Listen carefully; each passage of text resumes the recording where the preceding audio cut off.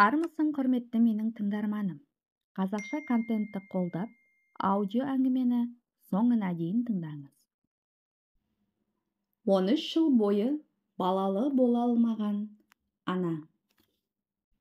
Мен 22 жасымда өте ауқатты, беделді кісілердің отбасына келін болып түстім.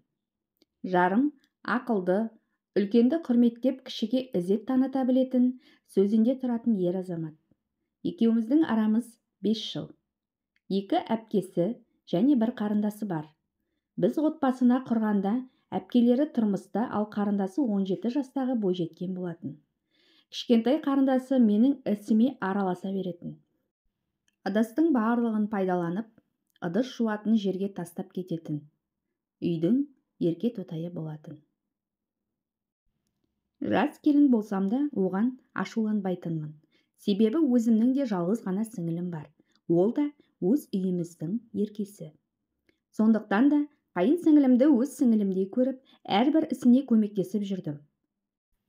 Алайда мен оған сонда да жаға қоймадым. Ананы былай, мынаны былай деп айтып жіберсем, барып жұмысыңды істеші, маған ақыл айтпай, деп көңілімді қайтаратын. Жолдасымның ата-анасы алтын адамдар, әсіресе енем. Қыздары тұрмақ, күйеуім екеуміздің арамызға түсіп, өз балаларының сөзін сөйлеп, мені шеттетпейді. Ал қайынатам болса, үйдегі майда шүйде тірлікпен, ене мен келін, ұл мен қыз арасындағы жайттарға аса мән бере қоймайтын жан. Өзі жақсы жерде жұмыс жасайды. Енемнің бар сұрағанын тауып беріп отырған кісі. Өзгеде шаруасы жоқ. Тұрмыс құрғаннан кейін біраз жыл бойына бала көтере алмадым. Ата-енем, жолдасым жақсы болғандықтан болар, қайын сіңілімнің тентегіне, еркелігіне күле қарап, 2-3 жылға дейін бала көтере алмағаныма да онша мән бермей жүрдім. Тек уақыт өте келе, жолдасымның сөздері мен айналамдағылардың кейбірі көз қарастары мені қатты ойландыра бастады. Күйеуім де дос-жарандардың, ағайын туыстарының сәбилерін көрген сайын, біздің қашан кішкентай періштеміз болады деп көп сұрайтын болды. Мен Алла қаласа болады ғой деп күлімсірейтінмін. Күліп тұрсам да жүрегім алай-дүлей болып ішім жылап кететін. Енем күйеуім екеумізді қаншама дәрігерге көрсетті. Тек барлық дәрігерлердің айтатыны бір сөз. Күйеуімде де, менде де барлығы дұрыс. Ешқандай ауру сырқау, ауытқушылық жоқ, барлығы жақсы. Тек сабырмен күтіңіздер деп кеңес береді. Сонда да сабырлықтан аттап үмітімізді 2 еселей жақсы деп есіктен білікті дәрігерлер мен тәуіп емшілерді аралауды тоқтатпадық. Емделіп жүргенде шамалы жүрегім айни қалса, басым айналса, жүгіріп тест алып қарайтынмын. Бірақ нәтиже жоқ. Бәрі таза шығатын. Дәрігерлердің бергенінен басқа ешқандай дәрі-дәрмек қабылдамадық. Емшілердің де тек батасын алғанымыз болмаса, артық ештеңесін жасамадық. Тек күні-түні бір Аллаға сыйынумен жүремін. Осылай зымыраған уақыт өте берді. Уақыт өткен сайын уайыммен, ұйқысыз, жылаумен өткізетін таңдар да жиілей түсті. Жасым 29-ға келгенде, өзге қаладағы мақтаулы аурухананың білікті деген дәрігерінің қабылдауында болдым. Кейінгі жылдары дәрігерге менімен бірге енем де, жолдасым да бармайтын болды. Жылы жүзді дәрігер, сізге шамалы суық деген, салқындап қалғансыз. Бірақ емделіңіз, өзіңізді күтіңіз, бәрі жақсы болады деп көп уколдар жазып берді. 1 аптадан соң қайта келіп сараптама жасатуымды өтінді. Дәрігерлердің жылы сөздері сөніп бара жатқан үмітіме дем бергендей болды. Көңілді күймен үйге келсем, енем мен күйеуім күтіп отыр екен. Дәрігердің сөзін естіп, екеуі де қуанып қалды.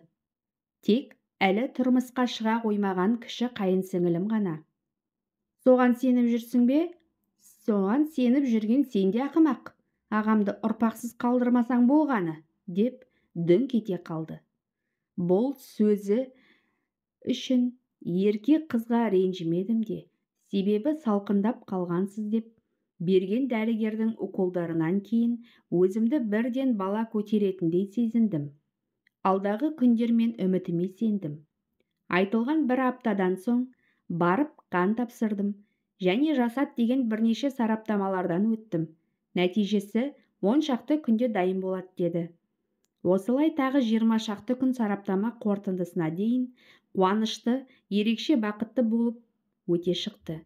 Үйдің ішінің де ажары кіріп, тап бір менің құрсағыма сәби біткенде шаттыққа бөлендік. Тек бұл дауыл алдындағы тыныштық екен.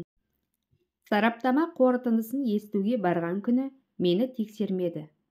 Бірақ бірден қан тапсыруымды өтінді. Бұл жақсылықтың нышаны деп өзімді болмашы нәрсемен алаңдандырып отырмын. Бір кезде дәрігер сараптаманың дайын болғанын, бірақ кабинетіне жалғыз кіруімді, тағы 1-2 тексеріс болатынын айтты.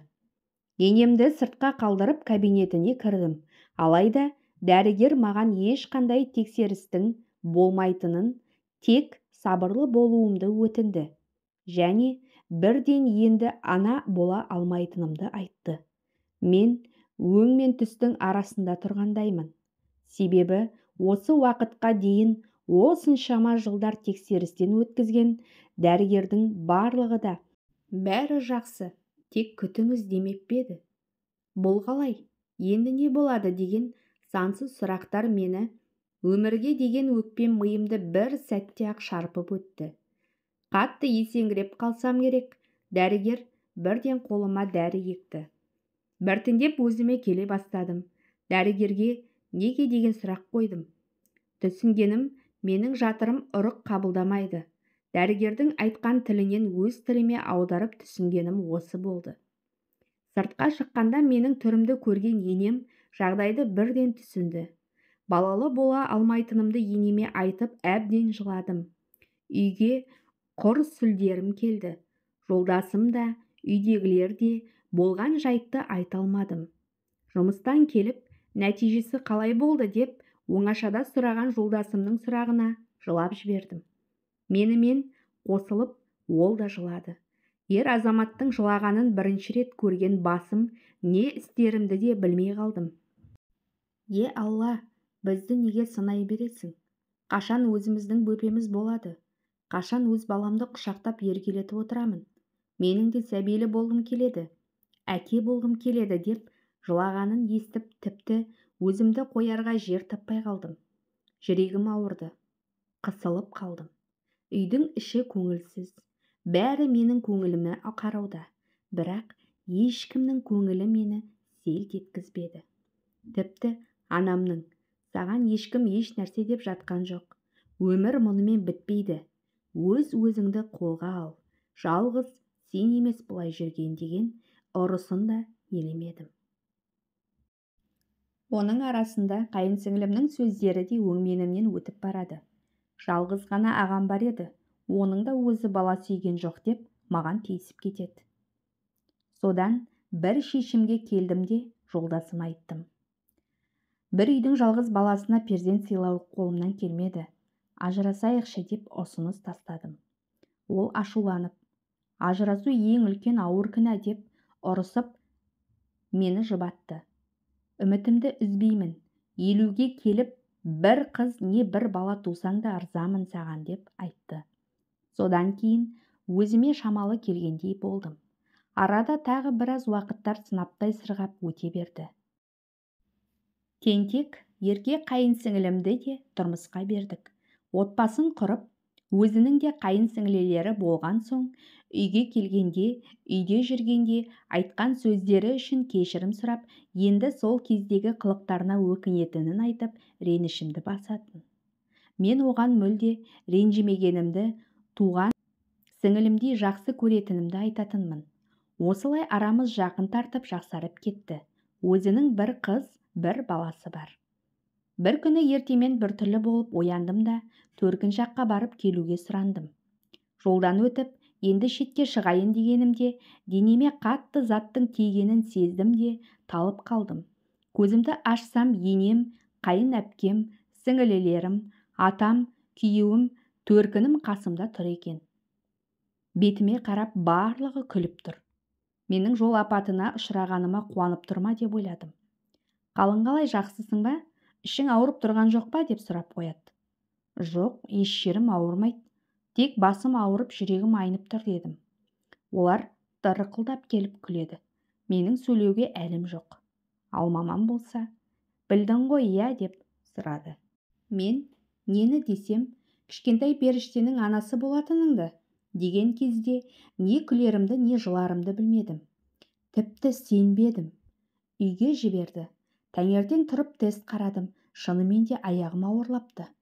Күйеуім асты үстіме түсіп жұмыстан асығып келіп, баласымен сөйлесетін әдетті шығарды. Енем біраз жасқа келсе де ауыр жұмыс істеткізбей, жағдайымды ойлап, барлығын қадағалап жүрді. 9 ай тез өтсе екен деп тіледік. Аллаға сансыз рахмет айттым. Айтып қана қоймай, баламның тура жолмен жүргенін, аман сау туылғанын тіледім. 35 жасқа келіп ана боламын деп 3 ұйықтасам да ойыма келмепті. Ақыры ұл бала босандым. Өзі әкесінен аумайды. Есімін енем мен атам қойды, Ақберен деп. Өзі әппақ. 7 айдан кейін тағы көтеріп ұл босандым. Оның есімін күйеуім екеуміз қойдық. 2 балаға бірдей қарап үлгере алмай, бүкіл туысқандарымыз біздің үйден шықпай жүрді. Балалы үй базар, баласыз үй қу мазар деген осы екен-ау деп шүкіршілік етіп қоям. 38 жасымда қыз тудым. Есімін енем қойды. Алтын енемнен аумайды. 13 жыл қиналған, әрбір жылаған күндер, түндер, ай жылдарым жақсылықпен қайтып келді деп түсіндім. Балаларымыз өздерінің тәп-тәтті, сүйкімді қылықтарымен бізді күлдіртіп отырады. 42 жасымда шекесі торсықтай 4 келі ұл баланы дүниеге алып келдім. Алдыңғы балаларым 2,5 келіден аспаған. Қартайған шағымда тағы бір баланы дүниеге алып келемін деп ойламадым да. Осы 4 баланың өзіне шүкір айтып жүре бергенімде 45-46 жасымда қатарынан ұл мен қыздың анасы болдым. Тағы да. Өмірім ертегі сияқты болып кетті. Бұл да бір Алланың құдіреті шығар деп білдім. 30-дан асып тусам да 6 баланың анасы атандым. Бақыттымын.